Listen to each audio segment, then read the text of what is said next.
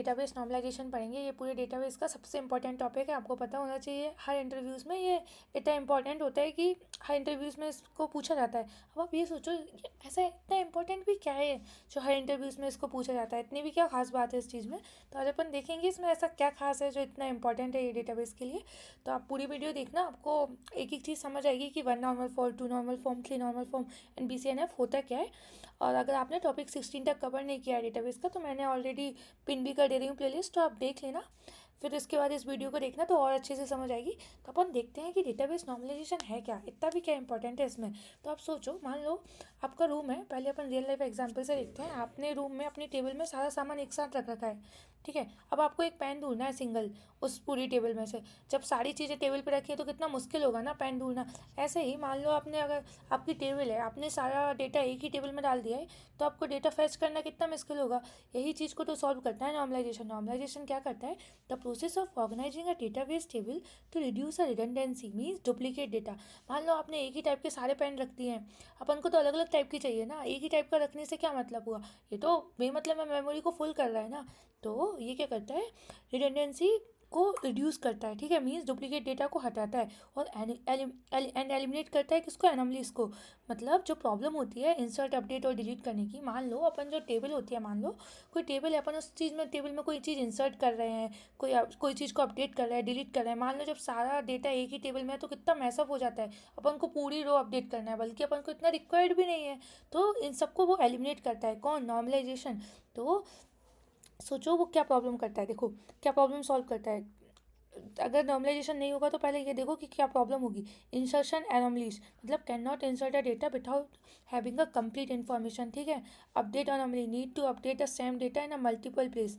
मतलब ऐसा है कि जैसे मान लो अपना टेबल है, अपन को इंसर्ट मतलब अपन को सिर्फ नाम ही इंसर्ट करना था और हमें रोल नंबर, ईमेल, पंचायती करनी ही नहीं है। तो पर अपन को अगर एक ही टेबल में है तो सारी चीज़ें अपन को पता होना चाहिए, सारी इन्फॉर्मेशन पता होनी चाहिए, तभी अपन डेटा इंसर्ट कर सकते हैं। ऐसे ही अपडेट करने में भी प्रॉब्लम होगी, ऐसे ही अगर आपको डिलीट करना है तब भी प्रॉब्लम होगी, ठीक है। तो data redundancy means same information stored in multiple times, means duplicate data है, वेस्ट ऑफ स्पेस अब टोटल, ठीक है। तो अननॉर्मल, ये देखो ये अननॉर्मलाइज टेबल है, आपको टेबल में दिखा रही हूँ। जैसे कि ये लाइक एक ही साथ अपन ने दो टीचर के नाम रख दिए, दो कोर्स का एक ही साथ, सब कुछ एक ही साथ रख दिया एक ही टेबल में। कितना मैसअप दिख रही है ये टेबल।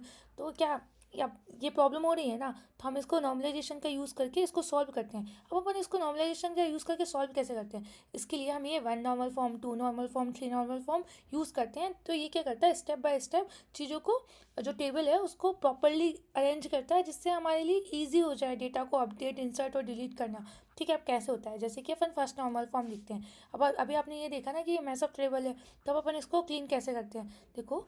तो जो फर्स्ट नॉर्मल फॉर्म होता है वो हर टेबल को एटॉमिक बना देता है, मेक एवरीथिंग एटॉमिक। कैसे एटॉमिक बनाता है, जैसे कि मान लो, जैसे कि ये अपन ने फ़ोन नंबर देखा था कि 2 फ़ोन नंबर एक ही कॉलम में इंसर्ट थे। तो ये क्या करेगा, एक कॉलम में सिर्फ एक ही फ़ोन नंबर होगा। तो ये इसको क्या करेगा, वैल्यू को एटॉमिक कर देगा। जैसे कि आप ये देख सकते हो, उसने क्या किया, सारी वैल्यू को एटॉमिक कर दिया, ठीक है। बट अभी भी एक प्रॉब्लम है, Rahul name appears twice. If we update a Rahul to Rahul Kumar, we need to update a 2 rows. This is the data redundancy. Means ये देखो डबल डेटा है, मतलब डुप्लीकेट डेटा है। अगर अपन को किसी चीज़ को अपडेट करना होगा तो अपन को दोनों को अपडेट करना पड़ेगा। तो इस प्रॉब्लम को कौन सॉल्व करेगा, आप बताओ कमेंट करके। इस प्रॉब्लम को सॉल्व करेगा 2NF। मतलब सेकंड NF क्या करता है, जो पार्शियल डिपेंडेंसी है उसको रिमूव करता है। लाइक पहले तो सेकंड नॉर्मल फॉर्म की फर्स्ट कंडीशन यही होती है कि वो फर्स्ट नॉर्मल फॉर्म में होना चाहिए। और अब वो क्या करेगा, अगर पार्शियल डिपेंडेंसी है तो उसको रिमूव करेगा, तभी हम बोल सकते हैं कि ये सेकंड नॉर्मल फॉर्म में है। कैसे रिमूव करेगा, पहले अपन देखते हैं कि पार्शियल डिपेंडेंसी होती क्या है। मान लो कंपोजिट की है स्टूडेंट आईडी और कोर्स, मतलब ये दोनों मिलके किसी टेबल को यूनिकली आइडेंटिफाई कर रहे हैं, ठीक है। तो जैसे कि प्रॉब्लम क्या है, अब देखो, student name depends only on the student ID, ठीक है।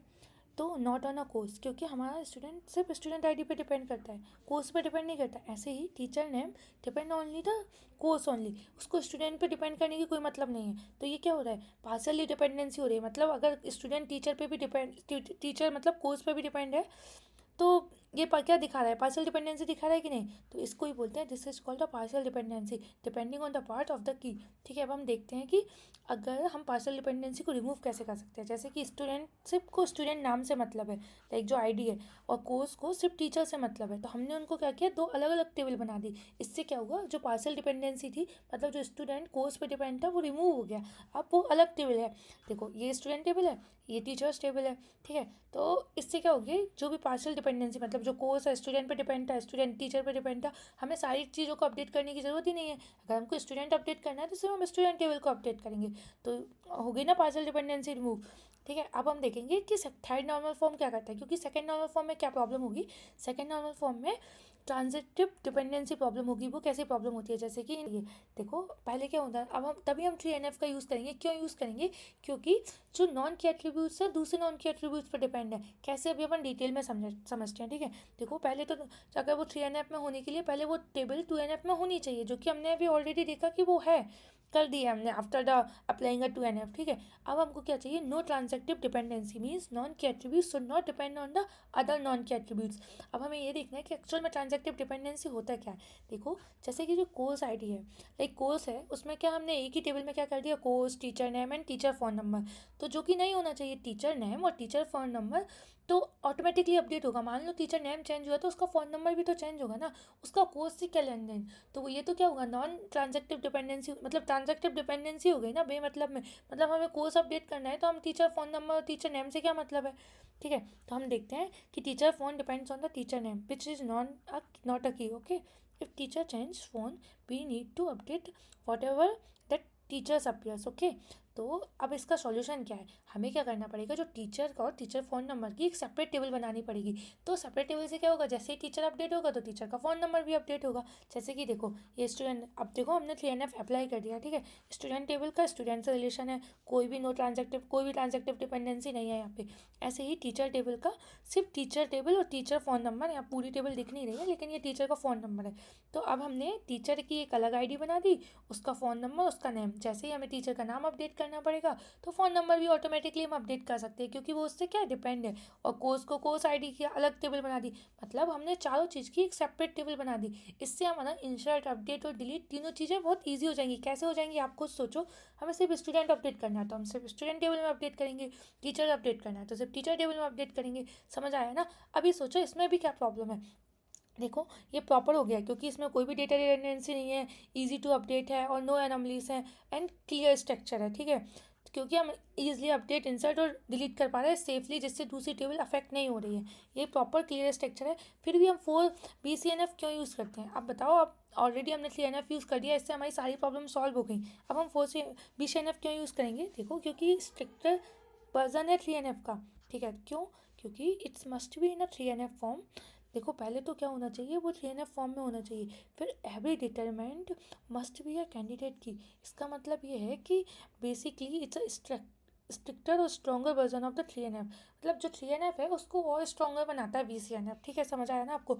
Must is the 3NF not enough. जब कब ऐसी सिचुएशन आएगी जब 3NF इनफ नहीं होगा हमारे लिए, तो बहुत रेयर केस होता है when there are multiple candidates keys are overlapping 3NF might still have a issues. तो BCNF fix test edge cases कैसे करेगा भाई, अपन डिटेली समझते हैं। ठीक है, simple understanding, if your database is in a 3NF it's usually good enough. Okay, मतलब हमारे पास 3NF तक हमारी सारी प्रॉब्लम सॉल्व हो गई थी। BCNF is for a special cases where extra stickiness is needed. BCNF हमें जब यूज़ करते हैं जब हमें बहुत ज़्यादा ज़रूरी हो, मतलब बहुत ज़्यादा स्टिकनेस यूज़ हो, हमें कन्फ्यूजन हो रहा हो, बहुत सारी चीज़ें ओवरलैपिंग हो रही हो, तो BCNF क्या प्रॉब्लम को सॉल्व करता है हम देखते हैं। देखो जैसे कि consider table like student ID, subject and professor. Rule, each professor teaches only one subject but multiple professor can teach a same subject. कर सकता है कि नहीं, क्योंकि मान लो 4 प्रोफेसर्स हैं, वो एक ही सब्जेक्ट पढ़ा सकते हैं ना। बट ऐसा होना चाहिए था ना कि each professor teach only one subject, तो ईजी है। But multiple professor can teach same subjects, हो तो क्या इशू इससे क्या होगा, professor determinant a subject but professor is not a candidate की, क्योंकि प्रोफेसर तो एक प्राइमरी की नहीं है जो लाइक पूरी टेबल को ईजिली आइडेंटिफाई कर रहा हो, यूनिकली आइडेंटिफाई कर रहा हो, वो कैंडिडेट की तो नहीं है। तो सॉल्यूशन क्या हो, हम स्प्लिट करेंगे into the 2 tables, 1 for student and 1 for the professor. इससे क्या सॉल्व होगी, इससे वो प्रॉब्लम सॉल्व हो जाएगी कि कौन सा प्रोफेसर कौन सा सब्जेक्ट को पढ़ा रहा है। ठीक है, तो BCNF is the highest level of normalisation, most database is needed. After BCNF your database is super clean and efficient. Now you can understand ना। तो आपको समझ आया ना, 1NF 2NF 3NF and BCNF होता क्या है। 1NF में मतलब each table only one value, 2NF means 1NF plus no partial dependency, 3NF means 2NF plus no transitive dependency and BCNF means 3NF plus every determinant is a candidate key. ठीक है, ये stricter version है 3NF का। अगर आपको सारी चीज़ समझ आई हो तो प्लीज़ कमेंट करके बताना। अगर आपको कोई भी कन्फ्यूज़न हो, कहीं भी ऐसा लगा हो कि हाँ ये चीज़ समझ नहीं आई, तो कमेंट कर